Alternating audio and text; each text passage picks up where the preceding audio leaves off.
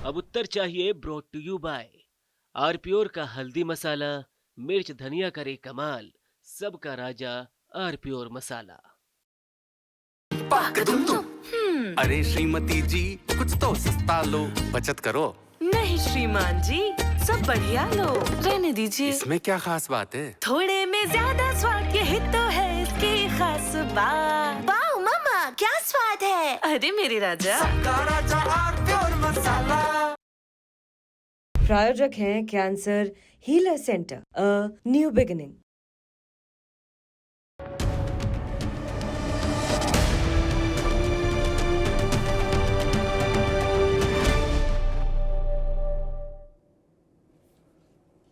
सरकार वक्फ पर एक संशोधन विधेयक लेकर आई वक्फ कानून में, उस पर हंगामा हुआ तो एक ज्वाइंट पार्लियामेंट्री कमेटी बन गई और कल ज्वाइंट पार्लियामेंट्री कमेटी ने अपनी रिपोर्ट असहमतियों के संलग्नक के साथ लोकसभा और राज्यसभा के पटल पर रख दी। अब कानून में संशोधन होगा और एक नया वक्फ कानून देश के सामने आएगा। अब उसकी प्रक्रिया शुरू होगी, लेकिन लोकतांत्रिक ढंग से जो प्रक्रिया चल रही है, कानून बनाना, मौजूदा कानून में परिवर्तन करना, संशोधन करना, यह अधिकार संसद के पास अक्षुण्य है, सतत है, निरंतर है, उसको कोई उस पर प्रतिबंध नहीं लग सकता। लेकिन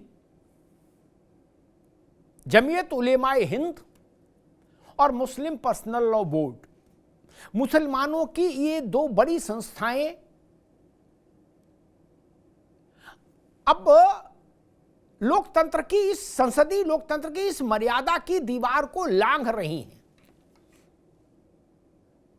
कल जब जेपीसी की रिपोर्ट हाउस में पेश हुई तो उसके बाद जमीयत उलेमाए हिंद ने और मुस्लिम पर्सनल लॉ बोर्ड दोनों ने अपना आधिकारिक रुख देश के सामने रखा, राष्ट्र के सम्मुख रखा और कहा कि अगर नए वक्फ कानून को देश की संसद भी पारित कर दे, तब भी हम मतलब मुसलमान इस कानून को नहीं मानेंगे, नहीं मानेंगे, नहीं मानेंगे। ये कह रहे हैं जमीयत उलेमाए हिंद में के अरशद मदनी साहब, और ये कह रहा है मुस्लिम पर्सनल लॉ बोर्ड, जिसे माना जाता है कि ये मुसलमानों के धार्मिक मामलों का सबसे बड़ी इकाई है, एपेक्स बॉडी है। हालांकि है वो भी एनजीओ के तहत रजिस्टर्ड। इंदिरा जी ने एक दौर में ये मुस्लिम पर्सनल लॉ बोर्ड खड़ा किया था, तब संभवतः मुंबई में इसका रजिस्ट्रेशन हुआ था, अगर मैं सही याद कर रहा हूं। लेकिन फिर भी ये ऐलान क्यों? संसद अगर कोई कानून बनाती है तो उसको नहीं मानेंगे, ऐसी घोषणा कैसे हो सकती देश में? अभी कुछ दिन पहले ओवैसी ने कहा था कि अगर वक्फ के कानून, पुराने कानून को बदला गया तो देश में अफरा तफरी मच जाएगी। अफरा तफरी कैसे मच जाएगी? अब जमीयत कह रही है, मुस्लिम पर्सनल लॉ बोर्ड कह रहा है कि देश में ऐसा विकट आंदोलन होगा कि हाहाकार हो जाएगा, नहीं मानेंगे मुसलमान, किसी सूरत में नहीं मानेगा। किसी सूरत में नहीं मानेंगे, ये भाषा ही खराब है। ये भाषा संसदीय लोकतंत्र का प्रतिकार करती है। ये भाषा लोकतंत्र के मूल्यों को दरकिनार करती है कि हम नहीं मानेंगे। संसद के द्वारा पारित कानून तो सबके लिए मान्य होता है, जब तक कि देश की सबसे बड़ी अदालत सुप्रीम कोर्ट संसद के कानून को असंवैधानिक न घोषित कर दे। तब तक तो लॉ ऑफ द लैंड वही है जो संसद पारित कर दे, जो कानून बना दे। तो ये बगावत जैसे सुर क्यों सुनाई दे रहे हैं? ये धमकी वाली बातें क्यों आ रही हैं? ये आंच क्यों सुलगाई जा रही है? इसके पीछे क्या है? इसके पीछे डिजाइन क्या है? खेल क्या है? क्या वक्फ के नाम पर देश में तनाव पैदा करने की साजिश की जा रही है? क्या देश के सांप्रदायिक सौहार्द को बिगाड़ने के लिए कुचक्र रचा जा रहा है? कोई षड्यंत्र बुना जा रहा है? तमाम सवाल जहन में कौंध रहे हैं। और जो बात जमीयत कह रही है, जो बात मुस्लिम पर्सनल लॉ बोर्ड कह रहा है, वही बात कांग्रेस कह रही है, समाजवादी पार्टी कह रही है, टीएमसी कह रही है, लालू यादव की पार्टी कह रही है।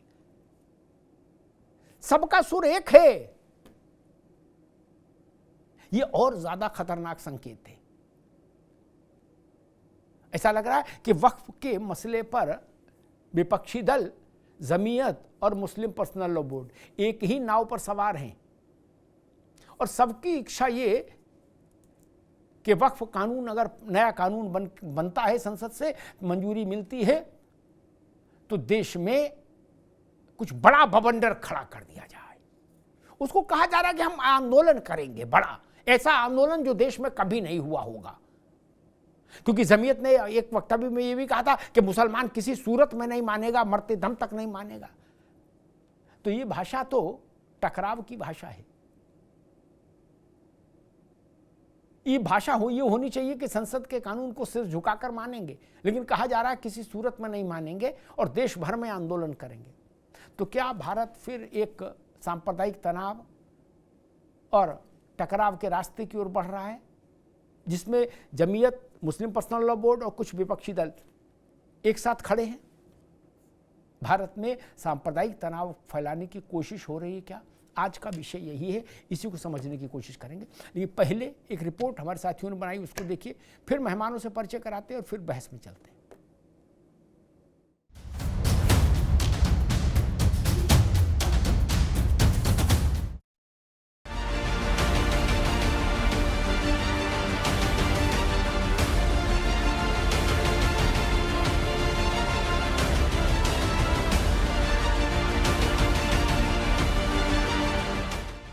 वक्फ बिल वाली जेपीसी रिपोर्ट पर संसद में मचा सियासी गदर अभी थमा भी नहीं था कि अब मुस्लिम संगठन भी इस संग्राम में कूद पड़े।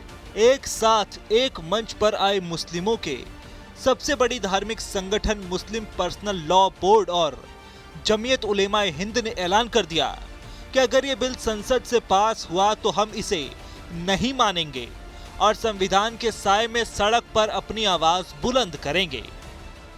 आप तो जो चाहेंगे वो करेंगे, लिहाजा हमारा ये दस्तूरी हक है कि अगर हुकूमत, अगर पार्लियामेंट रास्ते पे नहीं रहती तो ठीक है, संसद आपके हाथ में है। हमारे दस्तूर और संविधान ने सड़क को भी हमारे हाथ में रखा है। आप संसद में अगर कुछ गड़बड़ करेंगे तो हम संसद से अलग हटकर सड़क पर आपसे हिंदुस्तान के संविधान की रोशनी में एहतजाज करते हुए उस वक्त तक आपसे ये जमहूरी लड़ाई जारी रखेंगे। जमीयत उलेमाए हिंद के अध्यक्ष अरशद मदनी और all India Muslim personal law board के अध्यक्ष मौलाना खालिद सैफुल्लाह रहमानी ने इसे सीधे तौर पर मुस्लिमों के हक अधिकार पर हमला बताया। जमीयत की दलील ये कि सरकार इस बिल के जरिए मस्जिद, मदरसे और कब्रिस्तान की जमीन छीनना चाहती है। जेपीसी ने मुसलमानों के सुझाव और राय को नजरअंदाज कर मनमाने तरीके से ये प्रस्ताव संसद में पेश किया है। देखिए, वक्फ को लेकर पहले भी चेंजेस हुए हैं, मगर वो वक्फ के हक में हुए हैं, क्योंकि वक्फ की संपत्ति कोई हल्की फुल्की संपत्ति नहीं है। ये मुसलमानों के ऊपर भी एक बहुत बड़ी जिम्मेदारी है कि वक्फ की संपत्ति का तहफ़्फ़ुज़ करना, उसकी हिफाजत करना। देखिए, हमें उम्मीद है कि ये बिल पास नहीं होगा, और अगर ये पास हो जाता है तो तमाम हम धर्मगुरु इस पर निर्णय लेंगे कि अगला हमारा स्टेप क्या होगा। और वैसे भी हमारे मुल्क में जो है अदालत के दरवाजे खटखटाए जा सकते हैं। मैं इस सिलसिले में एक लीगल सेल की एक मीटिंग करूंगा वक्फ के जानकारों की, जो बाकायदा इसको देखें, और देखने के बाद में ऑल इंडिया शिया मसला बोर्ड की एग्जीक्यूटिव कमेटी की मीटिंग करके अगर कोर्ट का रास्ता इख्तियार करना पड़ा तो कोर्ट का रास्ता इख्तियार करेंगे, क्योंकि ये हमारा कौमी मसला है। गुरुवार को संसद में पेश की गई जेपीसी रिपोर्ट पर जमकर सियासी संग्राम भी मचा। सपा, कांग्रेस, आम आदमी पार्टी और टीएमसी समेत तमाम विरोधी दलों ने सरकार पर रिपोर्ट से उनके सुझाव हटाने के आरोप लगाते हुए हंगामा किया। सपा और कांग्रेस ने इसे मुस्लिमों के खिलाफ बताया, क्योंकि देश के अंदर मुसलमान को टारगेट कर बीजेपी नफरत का एजेंडा चलाती है। विपक्षी दल और मुस्लिम संगठन जहां सरकार को घेर रहे हैं, वहीं सरकार और सहयोगी दलों के साथ साथ कुछ मुस्लिम धर्मगुरु भी इस बिल के समर्थन में सरकार के साथ दिख रहे हैं। मुस्लिम समुदाय के लिए एक बहुत अच्छा संदेश है कि अब उनकी ज़िंदगी आसान हो जाएगी। जो उनके साथ जो अत्याचार होता था कि कभी भी उन्होंने की ज़मीनों पर नोटिस आ जाती थी, अब वो सारे मुसलमान समुदाय के लिए ये आज का दिन ही बहुत खुशखबरी है कि अब उनका हक कोई उनसे छीनेगा नहीं, अब कोई गुंडागर्दी उनके साथ नहीं होगी।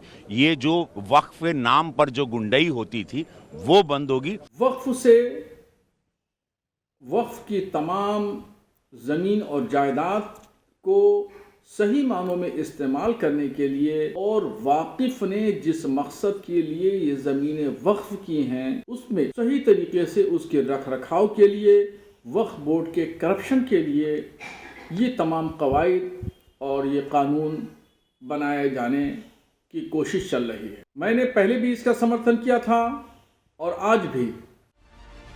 बहरहाल एक तरफ संविधान पर बयान, दूसरी तरफ संसद और संविधान के खिलाफ ही ऐलान। मुस्लिम संगठनों के विरोध पर सवाल यह है कि आखिर ये दोहरा रवैया क्यों? वन लाइनर जमीयत उलेमा हिंद और मुस्लिम पर्सनल लॉ बोर्ड का मालूम क्या निकला? वो ये निकला कि अगर ये कानून संसद पास भी कर दे तो भी हम इसको नामंजूर करेंगे, इसको मंजूर नहीं करेंगे। और धमकी ये कि उनके पास संसद है, उनके मोदी सरकार, उनके पास संसद है तो हमारे पास सड़क है। ये सड़क की धमकी दी जा रही है संसद को, सरकार को, लोकतांत्रिक व्यवस्था को, संसदीय लोकतंत्र की प्रक्रियाओं को। मेहमानों से आपको परिचय करा दें। प्रशांत पटेल हैं, भारतीय जनता पार्टी के प्रवक्ता। प्रशांत पटेल का स्वागत है। अशोक यादव जी हैं, समाजवादी पार्टी के प्रवक्ता। अशोक जी का स्वागत है। हाजी नाजिम साहब हैं, राजनीतिक विश्लेषक। हाजी साहब का बहुत स्वागत है। मनीष अग्रवाल जी हैं, राजनीतिक विश्लेषक। मनीष जी का बहुत स्वागत है। मनीष जी, अब तो बात ये आ गई कि तुम्हारे पास पार्लियामेंट है तो हमारे पास सड़क है, आओ दो दो हाथ हो जाएं। माहौल कुछ ऐसा बन रहा है। तो क्या पार्लियामेंट के कानून बनाने के और कानून में तरमीम संशोधन करने के अधिकार को भी बाधित करने की इच्छा है क्या? मनीष जी,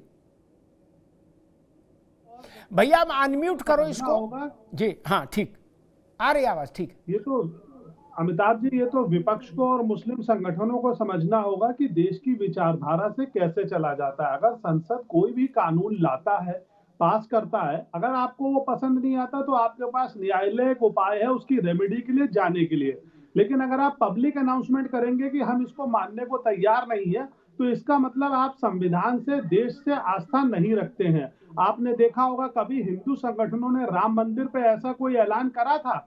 चुपचाप राम मंदिर में गोली खाने के बाद भी कार सेवक जो है सुप्रीम कोर्ट की शरण में गए थे और 30 साल इंतजार करके उसका निर्णय लेके आए थे। जो सुप्रीम कोर्ट का निर्णय था उसका पालन करा गया था, क्योंकि देश जो है वो संविधान से चलेगा, सरकार से चलेगा, देश की विचारधारा से चलेगा, कुछ लोगों की विचारधारा से नहीं चलेगा। आपने देखा होगा कि कांग्रेस के सांसद यहां तक कह रहे हैं कि सिविल डिसोबीडियंस होगा। रेणुका चौधरी जी ने ऐसा बयान दिया है और राहुल गांधी जी भी भारत स्टेट्स ऑफ स्टेट से इस टाइप के बयान देते रहते। इस तरीके से देश नहीं चलेगा। आपको देश में आस्था रखनी होगी, देश के संविधान दोबारा में में आते आस्था मनीष रखनी भाई, होगी। दोबारा में आते, सारे मेहमानों को ले आऊं, विषय बड़ा संवेदनशील है।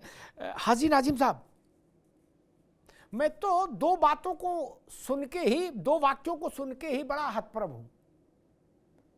किसी सूरत में मंजूर नहीं करेगा मुसलमान, किसी सूरत में, इस शब्द पर गौर करिए, चाहे पार्लियामेंट पास कर दे। और दूसरी बात ये, तुम्हारे पास पार्लियामेंट है तो हमारे पास सड़क है। क्या करोगे भैया? घल्लू घारा होगा, सड़क पर उत्पात होगा क्या? क्या किस तरफ चीज जा रही है? क्या पार्लियामेंट के कानून बनाने और कानून में तरमीम करने की हैसियत को चैलेंज करने की कोशिश हो रही है? हाजी नाजिम साहब। अमिताभ जी मेरी आवाज, हाँ अमिताभ जी मेरी आवाज आप तक पहुंच जी बिल्कुल, बहुत अच्छे से जी। हाँ अमिताभ जी, देखिए अभी आपने कहा कि आपके पास संसद है, हमारे पास सड़क है, इस तरीके की बात अभी आपने रखी। तो देखिए मैं ये कहना चाहता हूँ कि देखिए, अगर आपके पास संसद है, हमारे पास सड़क है, तो ये भी तो संविधान के दायरे में ही है। तो संविधान के दायरे में रहकर हम अपने एक खूबसूरत मुल्क के अंदर अपनी बात को रख सकते हैं संविधान के तहत, इसमें कोई बुराई नहीं है। लेकिन अभी अभी आप ही के चैनल पे हमारे मनीष भाई ने क्या कहा, सुप्रीम कोर्ट का एक फैसला सुनाया था इन्होंने कि बाबरी मस्जिद के लिए। तो मैं इन्हें एक बात बता दूं, जब बाबरी मस्जिद का फैसला आ रहा था मनीष भाई, तो भारत का अमन पसंद मुसलमान हाजी नाजिम जैसे चिल्ला चिल्ला के कह रहे थे कि सुप्रीम कोर्ट का जो भी फैसला होगा हम लोगों को स्वीकार होगा।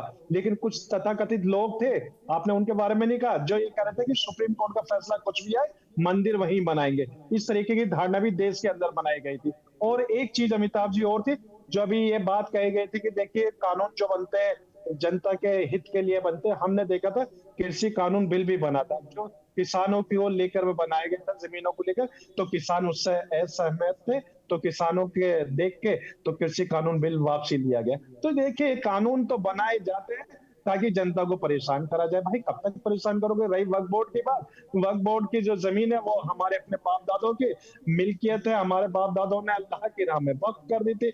ये वक्फ इसलिए करी थी ताकि वहां पर मस्जिदें, ईदगाह, खानका, हमारी इबादत गाहें बने, कब्रिस्तान बने। लेकिन वक्फ बोर्ड की जमीन को देखकर किस तरीके का माहौल देश के अंदर बनाया जा रहा, और ये कहा जा रहा कि तीसरे नंबर हाजी नाजिम आते दोबारा। ठीक भाई जी, हम एक बार में सब बोल दोगे तो आगे 1 घंटा क्या करोगे? किस्तों में रिलीज करो अच्छी अच्छी बातें, एक ही बार बोल देते तो बाद में फिर मामला गड़बड़ ढीला हो जाता। धीरे धीरे एक एक तर्क एक एक कालखंड में रखो तो अच्छा आएगा। हाजी नाजिम ने के लिए मैं एक बात कहूंगा, फिर अशोक भाई के पास, फिर प्रशांत जी के पास, कि भैया जमीयत और पर्सनल लॉ बोर्ड अगर ये कहता कि कानून बन जाएगा तो तब तक हम उस कानून को सिर झुकाएंगे जब तक कोर्ट उसको खारिज ना कर दे, तो मैं मानता कि हाँ बिल्कुल ये आईन के पाबंद लोग हैं। वो कह रहे कतई मंजूर नहीं होगा। अरे कैसे मंजूर नहीं होगा? आपकी घरवानी मनमानी है, मंजूर करना ही होगा, अच्छा लगे तो और ना अच्छा लगे तो। ऐसा थोड़ी नहीं हो सकता कि नहीं जी हम नहीं मानते। भाई क्यों? बोले हमने अपने वकील से कहा मुकदमा लड़ो इसलिए हम नहीं मानेंगे। नहीं जी, जिस दिन पार्लियामेंट से पारित हुआ और राष्ट्रपति की मोहर लगी उस दिन हाजी नाजिम को भी मानना होगा, अमिताभ अग्निहोत्री को भी मानना होगा। वो मुल्क का कानून होगा, किसी के घर का नहीं। ये शाम का खाना डिस्कस नहीं हो रहा है कि बिरयानी खाएंगे कि नान खाएंगे। मानना तो होगा मित्र। ये कैसे हो सकता है कि हम सड़कों पर यलगार कर देंगे? यलगार विलगार कुछ नहीं होगा, एक ऑप्शन है कोर्ट, बस। अब वो जमाने चले गए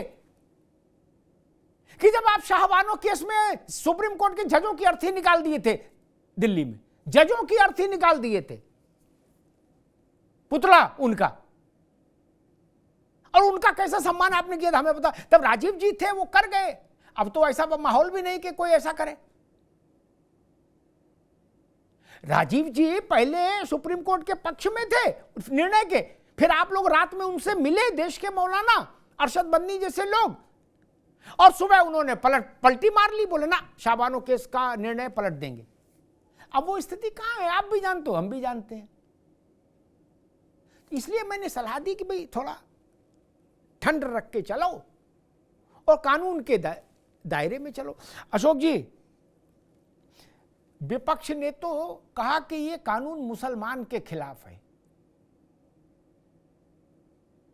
पार्लियामेंट में हिंदू भी सदस्य है, मुसलमान भी सदस्य। पार्लियामेंट से बने कानून को मुसलमान के खिलाफ बताने की, को प्रचार करने की जो कोशिश है, इसके पीछे क्या डिजाइन लोगों को समझ नहीं आएगा। क्योंकि जब इसी देश में पूजा स्थल कानून लागू पार्लियामेंट के समक्ष आया था, नरसिंह राव की सरकार लेकर आई थी, तो बिना किसी चर्चा के अरुण जेटली और उमा भारती, मुझे अच्छे से याद है, चिल्लाते रह गए कि इतनी जल्दी नहीं भाई, ऐसे नहीं, ऐसे नहीं, इसको जेपीसी में भेजो, सेलेक्ट कमेटी में भेजो। कुछ नहीं हुआ, रोड रोलर सा चलाया और पूजा स्थल विधेयक कानून पारित हो गया। देश ने माना ना। अब कैसे नहीं माना जाएगा ये वक्फ वाला, अगर पार्लियामेंट अप्रूव करेगी? अशोक भाई देखिए अमिताभ जी, आपने 2-3 सवाल पूछा। पहले सवाल का जवाब ये है कि अगर पार्लियामेंट में कोई कानून पास होता है तो जिसके लिए पास होता है उसके खिलाफ नहीं हो सकता, वो कानून उसके पक्ष में ही होगा। तो आपको याद होगा 3 कृषि कानून जब लागू किए गए थे पार्लियामेंट के द्वारा तो बताया गया कि ये किसान हित में है, लेकिन उस कानून को भी सरकार को, जब किसान और जनता सड़कों पे उतरी तो मजबूरन उस कानून को सरकार को वापस लेना पड़ा और बहुत सारे शर्तों के साथ लेना पड़ा कि हम फला शर्तें आपकी मानेंगे। तो ऐसा नहीं है कि अगर संसद से कोई कानून पास हो गया तो वो कानून इस देश की दिशा और दशा ही बदल देगा। वो देखिए, इस देश में लोकतंत्र है, मोदी तंत्र नहीं है कि जो कानून मोदी जी को पसंद आ गया, हाँ ठीक है, अच्छा लागू कर दो, वो लागू हो जाएगा। ऐसा नहीं होता है। लोकतंत्र में लोक मालिक होता है, मोदी तंत्र नहीं है कि मोदी जी मालिक हैं। तो इस देश में राम मनोहर लोहिया जी ने कहा था कि अगर सड़कें सूनी हो जाएंगी तो संसद आवारा हो जाएगी। तो सड़कें पर प्रोटेस्ट करने का अधिकार हमें सरकार ने नहीं दिया, हमें संविधान ने दिया। जो संविधान सरकार को देता है नियम कानून से सरकार चलाने का, वही संविधान अपोजिशन को, जनता को भी यही अधिकार देता है कि आप सरकार के विरुद्ध अगर कोई नियम सरकार गलत बनाती है तो उसको विरुद्ध सड़क पे आप संघर्ष कर सकते हैं, प्रोटेस्ट कर सकते हैं, सड़क से लेकर सदन तक। तो प्रोटेस्ट तो जनता करेगी अगर कोई कानून उसके अगर अगेंस्ट जाएगा तो। और दूसरी बात देखिए अमिताभ जी, मोदी सरकार की एक आइडियोलॉजी है कि एक खास समुदाय को टारगेट करो ताकि दूसरे समुदाय के लोग अपने आप हमारे साथ आ जाए। तो ये जो मेजोरिटेरियनिज्म का जो सिद्धांत, जिस सिद्धांत पर मोदी सरकार चल रही है, इस सिद्धांत पर आज नहीं तो कल देश की जनता इसके खिलाफ आंदोलन करने पे बाध्य होगी, क्योंकि जनता के हाथ में काम नहीं बचेगा। जनता भी, सुप्रीम कोर्ट ने बोला ना, ठीक है अशोक जी, ठीक है, ठीक जी। प्रशांत जी के पास चलो, उससे पहले 2-3 बातों पर टिप्पणी मेरी, मुझे लगता है मुझे करना चाहिए। कृषि कानून के विरुद्ध आंदोलन किसान ने किया, कांग्रेस सपा बसपा नहीं किया ना। उन्होंने तो आंदोलन कब किया ये उनको ही नहीं याद होगा, कांग्रेस को ही नहीं याद होगा कि उसने कभी कोई आंदोलन किया क्या, स्मरण में नहीं होगा, सपा में भी नहीं होगा। मुलायम सिंह का कार्यकाल छोड़ दीजिए, कहां आंदोलन हुआ? बसपा में तो भगवान का नाम लो कभी हुआ ही नहीं। आंदोलन आप लोगों ने नहीं किया। लोहिया जी का नारा वो याद है आपको कि सड़कें सूनी हो जाए तो संसद आवारा हो जाए, उसका मंत्र जाप तो कर रहे हो आप लोग, लेकिन कभी आंदोलन नहीं किया। मैंने तो हमेशा कहा सड़क पर उतरो, आप लोग कभी नहीं उतरे, मारे आराम तलवी नहीं छोड़ना चाहते, ये डर है, कभी नहीं उतरे, कभी नहीं। वो कुछ किसान आए थे, उन्होंने इतने दिन चला भी लिया, पार्टी वाले तो कभी नहीं किए। एक छोटा सा आंदोलन हुआ था, वो भी रामलीला मैदान तक कन्फाइन था, अन्ना वाला। उससे पहले और उसके बाद पिछले 20 साल में कोई आंदोलन हुआ तो हमको बता दो। जितने रीजनल पार्टियों के अध्यक्ष हैं, नेशनल पार्टी के अध्यक्ष हैं, कौन जेल गया विपक्ष में? कोई गया जेल सड़क पर धरना देते हुए? नहीं ना। इसलिए ये ना कहो कि नहीं हम लड़ेंगे नहीं। मैं एक बात, हाइपोथेटिकल बात कहना चाहता हूं हाजी नाजिम के जरिए मौलाना अरशद मदनी और सदर जो हैं मुस्लिम पर्सनल लॉ बोर्ड के, उनको संज्ञान के लिए। अगर कल ऐसा ही भाषण प्रेस कॉन्फ्रेंस प्रेस क्लब में करना तो कोई मुश्किल है नहीं। मान लीजिए ऐसा ही भाषण विश्व हिंदू परिषद दे कल कि हम पूजा स्थल कानून को रद्द करते हैं, अमान्य करते हैं और नहीं मानेंगे, संसद ने पारित किया, करने दो, हम इसको खारिज करते हैं, और सड़क पर उतर आए, तो क्या होगा? आप 20 लोग उतरोगे, वो 80 लोग उतरेंगे, तब क्या होगा देश में? सुप्रीम कोर्ट में गया है ना पूजा स्थल कानून, लेकिन सड़क पर नहीं उतरा कोई। जो कहा जा रहा है कि हमको अधिकार संविधान देता है कि हम सड़क पर उतरें, तो हिंदुओं को भी संविधान अधिकार देता है कि सड़क पर उतरें। और देश की 100 करोड़ 125 करोड़ की आबादी हिंदुओं की अगर सड़क पर उतर आए पूजा स्थल कानून के खिलाफ, तो क्या स्थिति बनेगी? प्रशांत पटेल जी, मुझे लग रहा है कि बहुत चतुराई के साथ धमकी देने की कोशिश हो रही है देश को कि हरगिज नहीं मानेंगे और सड़क पर उतरेंगे।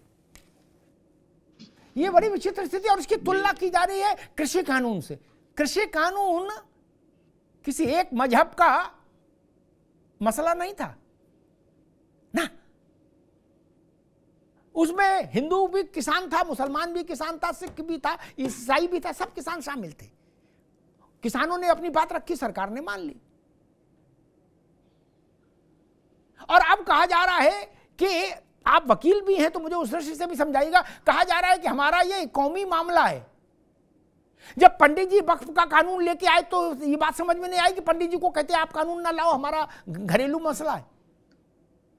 नरसिंह राव जी जब कानून में संशोधन लेके आए तो हाजी नाजिम आप नहीं गए कि राव साहब आपको मेरी कसम ये हमारा जाति कौमी मसला है। आप मनमोहन सिंह के पास भी नहीं गए। अब मोदी ला रहे तो आप कह रहे हो कि नहीं ये तो हमारा धार्मिक मसला है, इसमें मोदी कैसे बीच में आ गए। प्रशांत पटेल जी, अमिताभ जी नमस्कार। नमस्कार भाई। देखिए, यही तो सो कॉल्ड सेकुलरिज्म की खूबसूरती है कि जब आपको इच्छा करे सेकुलरिज्म के आवरण में ओढ़ लीजिए उसको, और जब आपको आवश्यकता ना पड़े तो उसको आप कौमी मामला दे दीजिए। जो लोग सबसे अधिक सेकुलरिज्म संविधान चिल्लाते हैं, उनके लिए वास्तव में संविधान पीछे कौम सबसे पहले है, क्योंकि वो लोग संविधान तो उनके लिए एक आवरण है। संविधान को जब उनके अपनी सुटेबिलिटी के हिसाब से सिलेक्टिव तरीके से उसको अप्रोच करते हैं। अब आज जो सारे लोग कह रहे हैं भाई संविधान के खिलाफ है, संविधान के कैसे खिलाफ भैया? संविधान क्या कोई धार्मिक कानून बनाने की अनुमति देता है क्या? संविधान में खाली अनुच्छेद 30 है जो देश के माइनॉरिटीज को अपने एजुकेशनल इंस्टीट्यूट्स को एस्टेब्लिश करने की और उनको और एडमिनिस्टर करने की अनुमति देता है। तो युवक का जो मामला है एजुकेशनल इंस्टीट्यूट से तो रिलेटेड है नहीं, तो ना ही उसमें कोई, ना ही उनके शिक्षण संस्थानों में कोई उनका इंटरफेरेंस हो रहा है। क्योंकि वक्फ जो कानून है ऑलरेडी संविधान के अनुच्छेद 14, 15 और 19 को वायलेट करता है। 14 और 15 जो कहते हैं right to equality, right to equal opportunity. 15 कहता है कि जाति धर्म लिंग के आधार पर, धर्म के आधार पर कोई भेद नहीं होगा। ये कानून स्वयं जो है धर्म के आधार पर भेद कर रहा है। लोगों की फ्रीडम ऑफ स्पीच को, उनके एक्सप्रेशन को कहीं न कहीं कोई वायलेट कर रहा है। तो जो कानून स्वयं अपने आप में भारत के फंडामेंटल राइट्स, मूल अधिकारों का वायलेटिव है, वो अपने आप में उसको नल एंड वाइड हो जाना चाहिए। ये इतने सालों से चल रहा है। आप अगर कोर्ट में चैलेंज करें, कोर्ट में आप आर्टिकल 32 में सुप्रीम कोर्ट में चैलेंज कर सकते हैं, ऐसे मामलों में चैलेंज कर सकते हैं जहां पर आपके फंडामेंटल राइट का वायलेशन हो रहा है। तो यहाँ पर ये तो प्रॉपर्टी से रिलेटेड मामला है, जमीन से रिलेटेड मामला है। और इंदिरा गांधी जी ने पहले ही प्रॉपर्टी का राइट जो है रिपील कर दिया, फंडामेंटल राइट में तो आता नहीं है। तो ये किसी तरीके से आपको फंडामेंटल राइट का वायलेशन होता नहीं है। आपके धार्मिक मामले से इसका कोई लेना देना है नहीं। आपको कोई शादी ब्याह तलाक, उससे तो इसका मामला कोई लेना देना है नहीं। फंडामेंटल राइट में आपको जो आपकी शैक्षणिक संस्थाओं को, मस्जिदों को प्रबंधन करने का अधिकार दिया, उससे इस कानून का कोई लेना देना है नहीं। तो आप किस मामले में इसके कर रहे हैं? आप खाली गुंडागर्दी की बात करते हैं। और दूसरी बात अमिताभ जी, मैं कई सालों से देख रहा हूँ, लोग कह रहे हैं हमने राम मंदिर का डिसीजन स्वीकार कर लिया। कुछ नहीं किया भाई, कोई आपके पास ऑप्शन था क्या? और ये भी झूठ है कि आपने स्वीकार कर लिया। 5 जजेस बेंच का जजमेंट आया, उसके बाद 1 महीने के अंदर आपने रिव्यू पिटीशन डाली, रिव्यू पिटीशन डिसमिस हुई, क्यूरेटिव पिटीशन डाली, वो भी डिसमिस हुई। आपने तो सब कुछ प्रयास किया ना। प्रयास, अगर आप 5 जजेस बेंच का जजमेंट आप स्वीकार कर लिए होते तो फिर आप कहते कि हमने स्वीकार कर लिया। आपने तो सारे प्रयास किए, उसके बाद यूपी पुलिस लठ लेके तैयार बैठी था, गुंडागर्दी कर लिए होते ना। क्यों नहीं किए? करके देख लेते। जिन्होंने किया है संभल में, उसका भी परिणाम उनको मिल रहा है। तो ये मत दिए, कोई हमें एहसान मत दिखाइए। आपने स्वीकार तब किया होता, हम तो पहले 30 साल संघ कह रहा था, विष्णु परिषद कह रहा था कि हमें अयोध्या मथुरा काशी दे दीजिए, हम बाकी मंदिरों पे दावा नहीं करेंगे। तब आप दे दिए होते तो हम कहते हैं आपका बड़ा दिल है। आप उसके बाद नहीं स्वीकार किए, ना मथुरा दिए, ना काशी दिए, अब बाकी मंदिरों पर क्लेम होता। तो ये एहसान मत दिलाइए, हमें आपका एहसान कोई नहीं चाहिए। हम जो भी चीजें क्लेम करेंगे अपने राइट्स को कॉन्स्टिट्यूशन संवैधानिक तरीके से करेंगे और उसको डंके की चोट पे करेंगे। एहसान हमें किसी को नहीं चाहिए। माना नहीं। मैं हाजी नाजिम साहब को एक उदाहरण देता हूं। असदुद्दीन ओवैसी ने कहा कि भले ही सुप्रीम कोर्ट का फैसला आ गया हो, लेकिन हमारे लिए, उनके शब्द में उद्धृत कर रहा हूं अपने स्मरण से, हो सकता कॉमा फुल स्टॉप इधर उधर, भाव यही होगा, हमारे लिए बाबरी मस्जिद थी, बाबरी मस्जिद है और इंशाअल्लाह कयामत तक बाबरी मस्जिद रहेगी। कहां स्वीकार किया? वो तो बता दिया इंशाअल्लाह कयामत तक रहेगी मस्जिद। ये अलग बात है कि मस्जिद को जहां जमीन दी वहां 2 गुम्मा नहीं रख पाए अभी तक। नाजिम भाई, 2 गुम्मा भी नहीं रख पाए कि आधा बोरी सीमेंट लगा के गारा बना के उसमें 2 गुम्मे भी लगा देते, नहीं, और करे कयामत तक बाबरी मस्जिद रहेगी। तो मसला यही तो है। खैर, मनीष अग्रवाल जी, अगर पार्लियामेंट के बनाए कानून को सड़क पर नकारने का अभियान चलेगा जिसको विपक्ष का समर्थन हासिल होगा, कांग्रेस का, सपा का, आरजेडी का, तृणमूल का, तो फिर इस बात से कैसे इनकार किया जा पाएगा कि हिंदू के पूजा स्थल विधेयक के खिलाफ यही तरीका ना अपनाया जाए? तब तो वो पंडारा बॉक्स खुल जाएगा, फिर तो स्काई इज द लिमिट वाली स्थिति आ जाएगी। पार्लियामेंट कोई कानून बनाएगा, उस वर्ग के लोग आके सड़क पर बवाल काटना शुरू कर देंगे। और सबसे बड़ा बात जो इस देश के बहुसंख्यकों के आस्था से जुड़ा मसला था पूजा स्थल विधेयक, वो उनकी धार्मिक स्वतंत्रता से भी जुड़ा मसला है। वक्फ धार्मिक स्वतंत्रता का मसला नहीं है, ये जमीन आपकी है कि नहीं ये राजस्व का मसला है, सिर्फ इतना ही कानून है, इसका धर्म से कोई लेना देना नहीं। नमाज पढ़ने पर रोक लगाए कोई कानून तो समझ में आता है धार्मिक अधिकार का हनन है। शादी ब्याह तलाक सुन्नत पर कोई रोक लगाए तो समझ में आता है मामला, ये तो राजस्व का विभाग है। लेकिन मैं दूसरी चिंता कर रहा हूं कि अगर पूजा स्थल विधेयक को नकारने के लिए इस देश की बहुसंख्यक आबादी इसी तरह का प्रयोग करने पर आ जाए तो क्या स्थिति बनेगी? मनीष जी। अमिताभ जी, आप बिल्कुल सही कह रहे हैं, लेकिन इस देश की बहुसंख्यक आबादी जो है ना, सदियों से संवेदनशीलता के संग काम करते आई है। वो सरकार में, कानून में, सुप्रीम कोर्ट में, संविधान में, सब में विश्वास रखती है और अपना काम जिस तरीके से वाजिब तरीका होता है उससे कराने की कोशिश करती है। ये अराजकता के तरीके अगर बहुसंख्यक समाज ने अपनाए होते तो आज कोई कुछ बोलने लायक नहीं होता। लेकिन जिस तरीके के ये लोग स्टेटमेंट दे रहे हैं, और आप बिल्कुल सही कह रहे थे कि किसान आंदोलन जो है वो किसान कर रहे थे, कोई विपक्ष की पार्टी नहीं कर रही थी, कोई धर्म नहीं कर रहा था। लेकिन ये तो बिल्कुल खुल कर समर्थन करा जा रहा है, क्योंकि 24 में भी चुनाव नहीं जीत पाए हैं, इसकी खींच इस तरीके से उतारी जा रही है। लेकिन देश के प्रति इस तरीके के स्टेटमेंट देना खतरे की बात है और सरकार को इसको संज्ञान लेके उचित कार्रवाई करनी चाहिए कि कोई भी इस तरीके का स्टेटमेंट देश में ना दे पाए। कानून बनेगा, जरूर बनेगा, और अगर बीजेपी की मंशा या देश की मंशा या सरकार की मंशा है, कानून आ गया है, अगर नहीं आता तो ये लगता शायद ये बनेगा नहीं बनेगा। लेकिन जहां तक मेरी राजनीतिक समझ है, अगर ये कानून जेपीसी की रिपोर्ट आई है तो ये जरूर कानून बनेगा और देश की सरकार इसके लिए तैयार होगी कि कैसे इन आंदोलनों का जवाब देना है। ठीक, हाजी नाजिम साहब, ये भी कहा जा सकता था कि ठीक है, संसद है, उसको हक हासिल है कानून बनाने का, कानून बनने दीजिए, जब बन के कानून आ जाएगा तो हम देखेंगे हम क्या कर सकते हैं, हम अदालत में जाएंगे। नहीं, ये ईंट से ईंट बजा देंगे टाइप का यलगार क्यों किया जा रहा है कि सड़क पर उतरेंगे, उनके पास संसद है तो हमारे पास सड़क है, हरगिज मंजूर नहीं करेंगे। इतना बोलने की तो जरूरत भी नहीं थी अभी मेरे ख्याल से जमीयत को या all India Muslim personal law board को।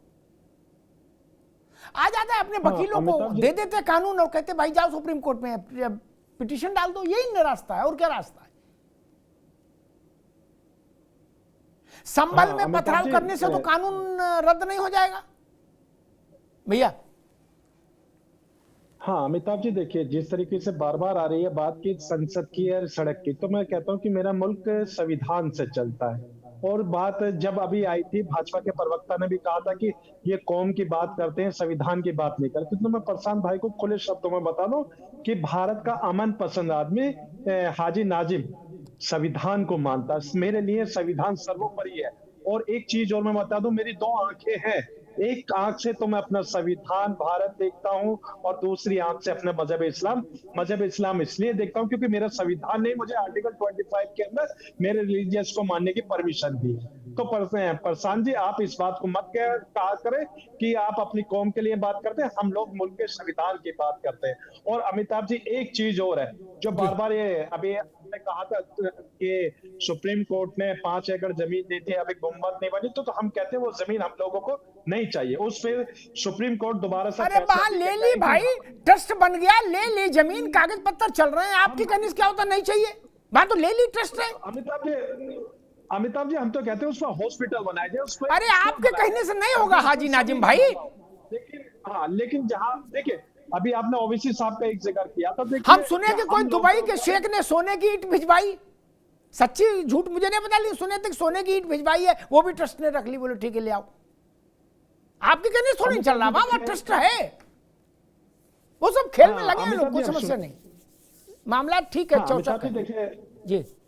हाँ अमिताभ जी देखिए, आपने ओवैसी साहब का जिक्र किया था कि उन्होंने कहा था कि बाबरी मस्जिद की है और इंशाल्लाह कयामत तक इंशाल्लाह हमारा भी कयामत तक रहेगी जी, इंशाल्लाह, हाँ इंशाल्लाह कयामत तक रहेगी। देखिए हमारा भी मजहबी यकीन है कि जहाँ एक बार मस्जिद तामीर हो जाती है तो वो कयामत तक मस्जिद ही रहती है इंशाल्लाह। हमारा अरे भाई कैसे रहेगी? सुप्रीम कोर्ट की जो ऑर्डर, अभी आप कह रहे हो कि हम तो संविधान मानने वाले हैं हाजी नाजिम, अब आप कह रहे हो कि हमारा अकीदा है। एक मासूम सवाल पूछ लेते हैं नाजिम भाई, एक मासूम सवाल पूछ लेते हैं आपसे। पहले मैं 15 सालों में यानी बहुत बड़े बड़े लोगों से ये सवाल पूछ चुका, सारी बातें एक तरफ, मुझे ये बता दो किसी मोड़ पर भारत का संविधान और आपकी किताब टकरा जाए आपस में तो किसकी सुनोगे? सिर्फ ये बता दो, बाकी सब ठीक है। हाँ अमिताभ जी देखिए, कुरान की सिर्फ इसका जवाब दे दो, बाकी सब बात ठीक है।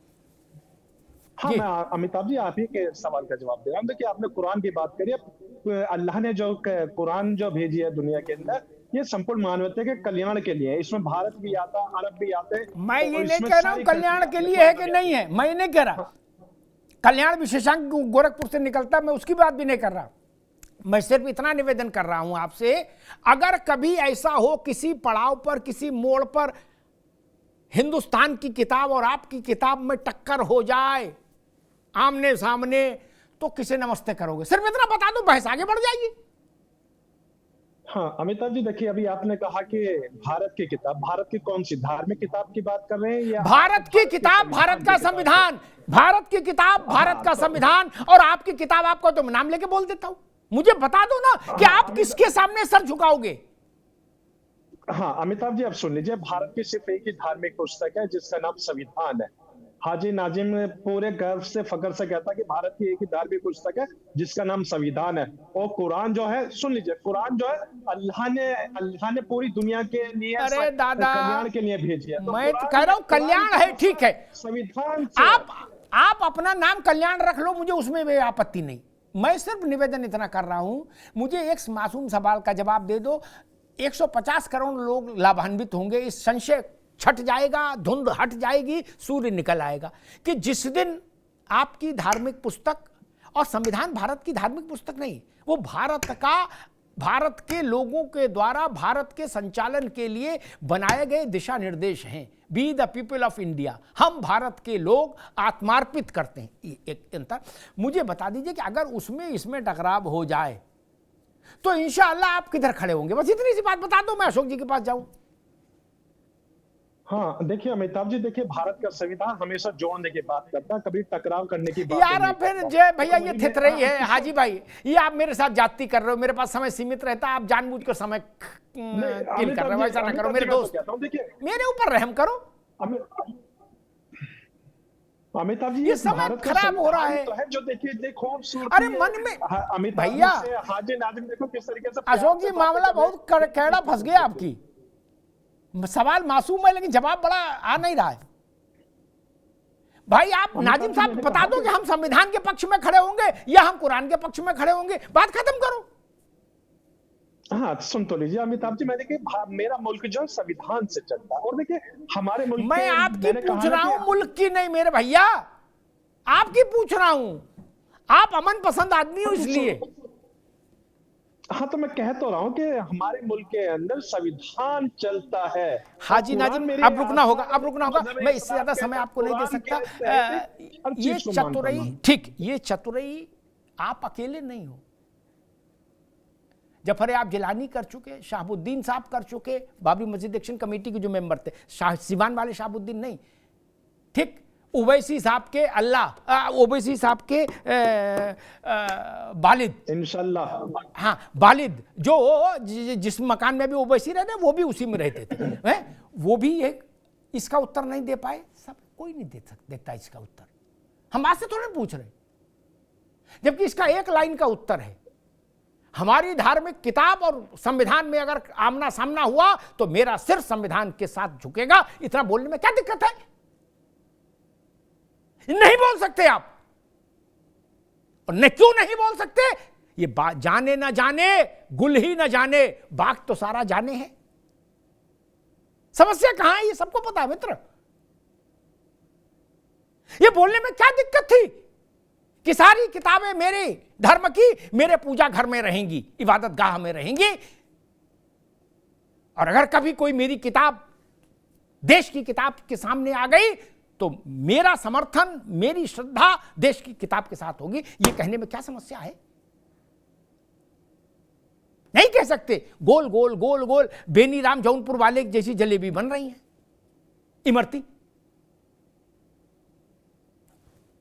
अशोक जी, मुझे लग रहा है कि समाजवादी पार्टी, कांग्रेस और बाकी विपक्षी दलों को एक बड़ा पॉलिटिकल एजेंडा मिल गया। वक्फ पार्लियामेंट में जो तेवर हमने देखे और जिस ढंग से कांग्रेस ने और समाजवादी पार्टी ने इसको एंटी मुस्लिम घोषित किया, और खड़गे जी ने भी कहा कि ना पार्लियामेंट में स्वीकार करेंगे ना पार्लियामेंट के बाहर मंजूर करेंगे, खारिज करते हैं इसको। मुझे लग रहा है कि इंडिया अलायंस के लिए ये एक अगला बड़ा एजेंडा हो गया। नहीं अमिताभ जी, देखिए जो एजेंडे की बात आप कर रहे हैं ना, इंडिया अलायंस के पास दर्जनों एजेंडे। ये एजेंडा सिर्फ और सिर्फ भाजपा का एजेंडा है। हमारा एजेंडा ऐसा नहीं कि हमें एजेंडा मिल गया वक्फ बोर्ड। हमारे एजेंडे में दर्जन भर बातें हैं। उन बातों में दो चार बातें जो हम लोग हमेशा बोलते रहते हैं कि जिसकी जितनी संख्या भारी उसकी उतनी हिस्सेदारी। हमारी जो पीडीए समाज की जो संख्या उसके हिसाब से उसका आरक्षण दे दो। हमारे नौकरियों के साथ जो दगाबाजी कर रहे हो न करो। बहुत सारे एजेंडे हैं। हमारे किसानों की बात, नौजवानों की बात, महिलाओं की बात, सारी चीजें हम लोग के एजेंडे में। लेकिन भाजपा के एजेंडा में सिर्फ एक चीज है, मुसलमान मुसलमान मुसलमान। कोई एजेंडा नहीं उसके पास है। देखिए, अभी मैं रॉयटर की एक रिपोर्ट लेके बैठा हूं, 10 फरवरी 2025 का है। उसमें क्लियर कट लिखा हुआ कि हेट स्पीच रोज बाय 74% इन 2024। ये 2024 समझ रहे हैं। मोदी जी की भाषणों को याद कर लीजिए चुनाव के दौरान, उसके बाद योगी जी के भाषणों को याद कर लीजिए, उसके बाद इनके दर्जन भर जो नेताओं को भाषण याद कर लीजिए, उसके बाद आईटी सेल की बातें याद कर लीजिए। मतलब साइमल्टेनियसली, मतलब एक सुर ताल जैसा नहीं होता, एकदम लय ताल में बेंजो, हारमोनियम, ढोलक, तबला एकदम एक सुर ताल में बजना चाहिए। जरा भी सुर ताल गड़बड़ नहीं। उसी सुर ताल में Bhajpa, RSS, IT cell, Modi government, Yogi government, जितने भी इंस्ट्रूमेंट हैं सब एक सुरताल में एंटी मुस्लिम एजेंडा चला रहे हैं। सिर्फ एक उद्देश्य है, माइंडसेट चेंज करो हिंदुस्तान की जनता का माइंडसेट, ताकि जनता महंगाई, बेरोजगारी, जॉबलेसनेस, एजुकेशन की बात छोड़ दे। एक छोटा सा सप्लीमेंट्री क्वेश्चन है, फिर प्रशांत जी के पास जाऊंगा। ये भी वैसे ही छोटा सा सवाल है। जेपीसी की रिपोर्ट और सरकार जो पहले बिल लेके आई थी, उस बिल के किसी क्लॉज में, प्रपोज्ड बिल के क्लॉज में कहीं ये नहीं है कि वक्फ की दरवाजे या वक्फ की प्रॉपर्टी हिंदुओं में बांट दी जाएगी। कहीं ऐसा नहीं। वक्फ रहेगा, वक्फ बोर्ड रहेंगे, वक्फ का कानून रहेगा, मुसलमानों के लिए ही रहेगा। फिर इसको एंटी मुस्लिम कैसे कहा जा रहा है? ये सिर्फ रोका ये जाएगा कि जो एएसआई की संपत्ति है, एएसआई के संरक्षण में है लीगली, उस पर मस्जिद कमेटी बैठ गई, अंदर 6 दुकानें बनवा दी, उसका 3 का पैसा एक जेब में, 3 का पैसा एक जेब में। एक बड़ा सवाल पूछ लेता हूं, जामा मस्जिद दिल्ली एएसआई के अधीन है अशोक बाबू। एएसआई उस पूरे मंदिर का, उस पूरे मस्जिद के पेरिफेरी में जो दुकानें हैं ना 40-50, उनका पैसा कौन ले रहा है? मस्जिद को कौन चला रहा है? अपनी निजी मिल्कियत की तरह। ये किसी से छुपा है क्या? तो इसमें क्या दिक्कत है कि मुसलमान में भी जो वंचित वर्ग है उसको और सुविधा मिल जाए वक्फ की प्रॉपर्टी से? तो इसमें कोई एंटी मुस्लिम काम है क्या अशोक जी? अमिताभ जी, आप कहेंगे कि मैं बार बार किसान कानून पे क्यों जा रहा हूं, क्योंकि रिलेवेंट दोनों इशू है। किसान कानून जब बनाए गए थे तो यही बताया गया था चीख करके, ये किसान भाइयों के हित में कानून है, इससे किसान एग्रीकल्चर सेक्टर में क्रांति आ जाएगी। क्या क्रांति आनी थी? क्रांति यही आनी थी ना कि उसके पीछे क्या है। जैसे गाना है ना, कहीं पे निगाहें कहीं पे निशाना, तो निगाहें कहीं पे निशाना कहीं पे, तो निगाहें कहाँ है?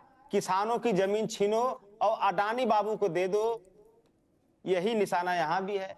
वक्फ की जमीन छीनो, अडानी बाबू को दे दो, तो सब कुछ ठीक है अशोक भाई, करेंगे। मैं प्रशांत पटेल के पास चलूं। हम लोग क्या एक करेंगे? बात देश की मैंने जनता खाली 5 किलो राशन लेंगे जी, अब 500 रुपए किसान सम्मान निधि हम लोग लेंगे।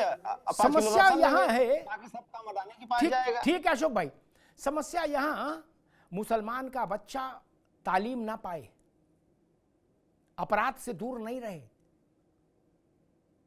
इसकी कोशिश मत करना।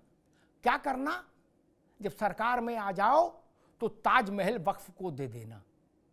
मजाक नहीं कर रहा हूं, सच घटना बता रहा हूं अशोक बाबू, नामों को उल्लेख में नहीं जाऊंगा, अकेले में हम आप चर्चा कर लेंगे, बड़ी कटुता हो जाती है। क्या किसने दिया था वक्फ ताजमहल को, ताजमहल वक्फ वालों को, और कैसे बचा फिर ताजमहल? ये खेल करना चाहते हैं, यही खेल करना चाहते हैं ना, वक्फ के कानून को यथावत रखकर। दिल्ली का लौह स्तंभ, उसका तो किसी मुसलमान के एम से भी लेना देना नहीं, वो वक्फ की प्रॉपर्टी कैसे हो गई? 281 प्रॉपर्टी है लिस्टेड देश की, जो एएसआई के संरक्षण में है लीगली, संसद के कानून के जरिए।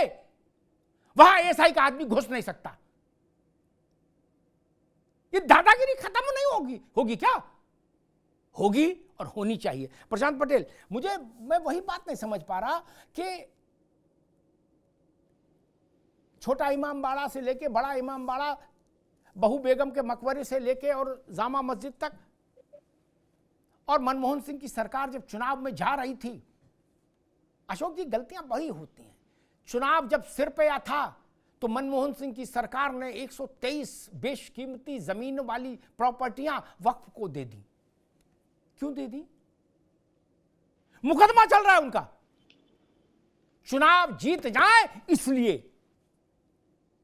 मुसलमान के लिए स्कूल नहीं बनवाया, वक्फ की प्रॉपर्टी दे दी कुछ चुनिंदा वक्फ के प्लेयर्स को कि जाओ मौज लो। प्रशांत पटेल, इस पर इस अजब किस्म की लूट खसोट पर रोक क्यों नहीं लगनी चाहिए? और मैं तो कहता हूं ये मुसलमान के लिए ज्यादा जरूरी है, मुसलमान के हित का विषय है कि वक्फ के दरवाजे खुले, खिड़कियां खुले, उनमें ताजी हवा जाए।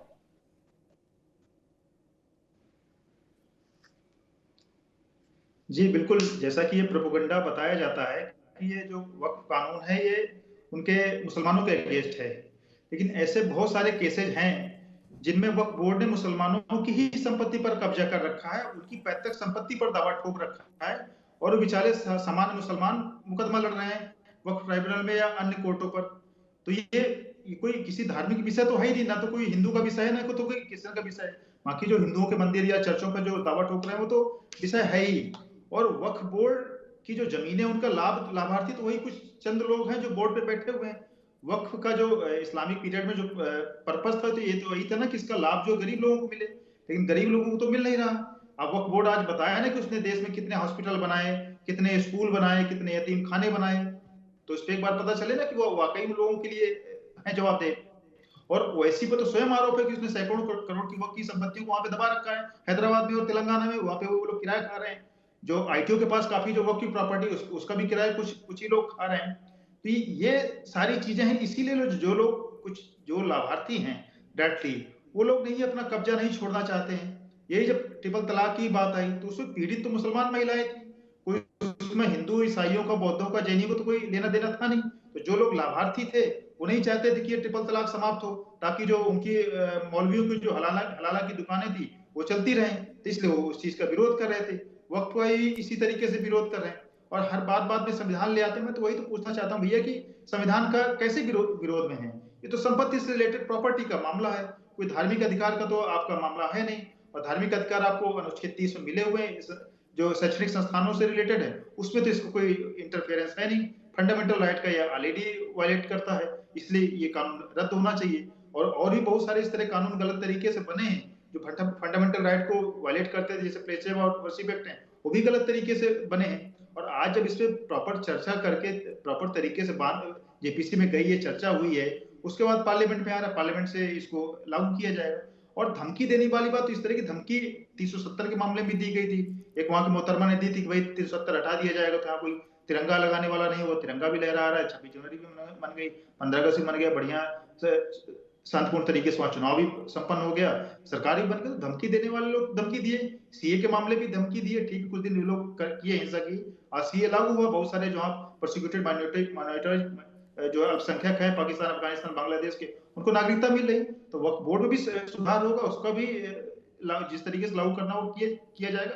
लेकिन जो धमकी देने वाले लोग हैं वो देश के सामने, हिंदुओं के सामने, जो लोग जो पार्टियां हैं, सो कॉल्ड सेकुलर पार्टियां, 120 करोड़ हिंदुओं को ये लोग जो साइडलाइन कर रही हैं, फिर जब चुनाव पर रिजल्ट आता है तो कहते हैं ईवीएम हैक हो गई, कैसे ये लोग चुनाव जीत जाते हैं। तो देश की जनता देख रही है किस तरीके से ये लोग एक सेकुलरिज्म की बात करते हैं, और सबसे अधिक जो सांप्रदायिक राजनीति ये लोग कौन कर रहे हैं, एक धर्म विशेष की राजनीति ये लोग कर रहे हैं, और सब जो है सेकुलरिज्म की बात करते हो, और जो है हमें सांप्रदायिकतावादी कहते हैं। तो जनता देश की देख रही है, जनता कोई देश की मूर्ख नहीं है। हाजी नाजिम, सिर्फ आखिरी सवाल, मेरी समझ ये कहती है जेपीसी की रिपोर्ट देखने के बाद और सरकार जो पहले बिल लाई थी उसको देखने के बाद, कि बुनियादी अंतर ये होगा कि जो ज़मीन सरकारी राजस्व के रिकॉर्ड में वक्फ की प्रॉपर्टी के तौर पर दर्ज है, उस ज़मीन की स्थिति पर कोई फ़र्क नहीं पड़ेगा नए कानून के आने के बाद।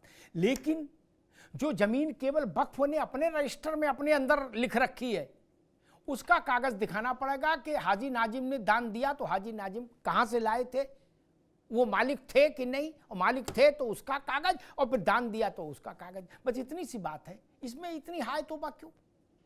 जो संपत्ति वक्फ की राजस्व विभाग के पास दर्ज है कि ये वक्फ की प्रॉपर्टी है, उसमें तो कोई छेड़छाड़ नहीं प्रस्तावित है, फिर समस्या क्यों? छोटा सा उत्तर में समय कम है जी। हाँ, राजस्व के पास जमीन रजिस्टर्ड है। तो देखिए, मैं ये कहना चाहता हूँ, वक्फ बोर्ड के पास जो जमीन है वो हमारे बाप दादाओं के द्वारा वक्फ की हुई जमीन है। वो हमारे अपने जो वक्फ बोर्ड में रहने वाले हैं उनके पास पूरा बायोडाटा है इस चीज का। और एक चीज और मैं कहूंगा, देखिए अभी आपने पूजा स्थल नियम की भी बात करी थी, पूजा स्थल नियम की, तो मुझे लगता है कि उसमें बुद्ध भाइयों को बड़ा बेनिफिट मिलेगा, क्योंकि भारत के अंदर बुद्ध भाइयों के जो मंदिर तोड़कर नए मंदिर बनाए गए थे, तो बुद्ध भाइयों को वापसी अपना। ठीक है हाजी भाई। और एक बात जो अभी 3 तलाक की बात करी गई थी ना, हलाला 3 तलाक की, तो मैं अपने प्रशांत भाई से कहता हूँ कि देवदासी प्रथा आज भी कहीं ना कहीं चल रही है। छोड़ो भाई, अब हलाला चक्कर में ना पड़ो यहाँ। ठीक है भैया, रुक जाओ, ठीक है, आगे बात हाजी नाजिम, आगे बात आगे। अजब स्थिति है भाई, राजस्व का मसला है, उसमें इतनी हाय तौबा की जरूरत ही नहीं। हाजी भाई कह रहे हैं कि जो जमीन वक्फ के रजिस्टर में लिखी है, मुतवल्ली, सही उच्चारण कर रहा होगा शायद, मुतवल्ली के पास उसका पूरा बायोडेटा है कि किन सज्जन ने दान दी। भैया बड़ा घपला है हाजी भाई, या तो आप भोले हो या बहुत ज्यादा समझते हो चीजों को, खेल को। क्या दूर ना जाओ, औरंगजेब छोड़ो, रंगीले शाह रंगीले औरंगजेब छोड़ो। अभी 3 महीना पहले संभल में एक अब्दुल समद नाम के आदमी का वक्फ नामा दिखाया गया। क्या जितना बड़ा पूरा संभल शहर नहीं, उससे 2 वर्ग किलोमीटर ज्यादा, 5 वर्ग किलोमीटर में संभल शहर, और 7 वर्ग किलोमीटर दान दे दिए उन्होंने जमीन वक्फ की। जब डिस्ट्रिक्ट मजिस्ट्रेट के पास वो कागज पहुंचा तो उन्होंने कहा संभल में ऐसा कौन आदमी था जिसको, जो अवध के, अरे वहां के हैदराबाद के निजाम से भी ज्यादा संपन्न था। 7 वर्ग किलोमीटर जमीन ढूंढवाई हुई, क्या उनके नाती पोते मिल गए, वो आए बोले प्रभु हमें बख्श दो, ये सब फर्जी है। बोले हमारे परबाबा के पास तो खुद नहीं था कुछ खाने को, है वो तो खुद अंडे की ठेली लगाते थे, वो कहां से दान कर जाएंगे। क्या मुतवल्ली के पास लिखा था कि अब्दुल समद ने 7 वर्ग किलोमीटर जमीन दान दी। क्या जब खुद ही लिखना है तो कुछ भी लिख लो। अरे दान तो वही देगा मेरे भाई जिसके पास जमीन अपनी होगी। अभी मैं ये कहूं कि मैं कनाडा अमेरिका को दान देता हूं और एक कागज बनवा लूं, उसका कोई मतलब है? उसका कोई मतलब है? कनाडा अमेरिका को दान देता हूं, बनवा लूं कागज, उससे कुछ होगा? और मनीष जी मेरे मित्र हैं, ये उसको अपने रजिस्टर में नोट कर ले। बोले नहीं हमारे पास रजिस्टर है। उस रजिस्टर को क्या किया जाएगा? सिर्फ इतनी सी बात है। जो मूंगफली बेच रहे थे, जो रुमाली रोटी बना रहे थे ढाबों पर, उनके नाम से बता रहे हो कि ये महल और चौबारे और ये हवेलियां आई हैं, और कह रहे हमारे बाप दादा की है। अगर बाप दादा की होगी लिखा पढ़ी में तो फिर रहेगी, नहीं होगी तो नहीं रहेगी। अब ताजमहल फिर से वक्फ को नहीं मिल सकता, ये तो मैं समझ गया। वो मोहब्बत का दौर तो खत्म हो गया कि ताजमहल ही दे दिया। बोले जाओ, क्या याद रखोगे मेरे जान, ले जाओ ताजमहल। क्या बड़ी लड़ाई लड़नी पड़ी तब ताजमहल वापस छूटा भैया। अशोक भाई सच्ची कहानी बता रहा हूं, झूठ तो नहीं कह रहा हूं। क्या इस उत्तर प्रदेश में ऐसे ऐसे शहंशाह हुए हैं लोकतंत्र में जिन्होंने ताजमहल ही दे दिया। बहादुर शाह जफर भी शर्मा जाता उनको देख के, कहता गुरु ये तो हमसे भी 4 कदम आगे निकल गए। शाहजहां को जरूर तकलीफ हो रही होगी कि गुरु बनाया हमने और ये वक्त को दे रहे। और एएसआई की जो इमारतें हैं, बहू बेगम का मकबरा से लेके और इमामबाड़ा तक, वहां से इतना होगा कि एएसआई का ही नियंत्रण रहेगा हाजी भाई, बाकी कुछ नहीं। क्या वहां आपकी प्राइवेट कंपनी कमेटी नहीं चलेगी नए कानून के बाद, वो उस पर सरकार का नियंत्रण रहेगा। आप ना दुकान बना पाएंगे, ना दुकान बेच पाएंगे, ना दुकान किराए पर उठा पाएंगे, ना बिल्डर को आसपास की जमीन दे पाएंगे प्लाट काटने के लिए। इतना ही फर्क है। गरीब, पसमानदा, यतीम, बेवा महिलाएं, उनके लिए एक नए सूरज का आगाज होगा मित्र। और नहीं तो शायद प्रशांत या किसने कहा था अभी कि वक्फ बोर्ड को, ऑल इंडिया सुन्नी वक्फ बोर्ड और all India Shia Waqf board, इन दोनों को एक व्हाइट पेपर जारी कर देना चाहिए कि हम देश में इतने लाख बेवा मुस्लिम औरतों के भरण पोषण कर रहे हैं, इतने लाख यतीम बच्चों के लिए शिक्षा दीक्षा दे रहे हैं, कर दीजिए जारी। देश के इन 50 बड़े शहरों में हमारे बड़े हॉस्पिटल हैं, बता दीजिए ना।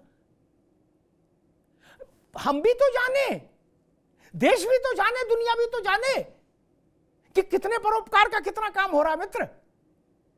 अन्यथा शोर मचाने से सूरज का उगना बंद नहीं होता।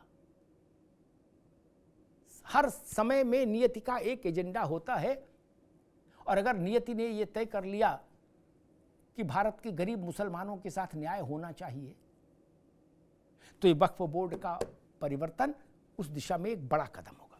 धन्यवाद।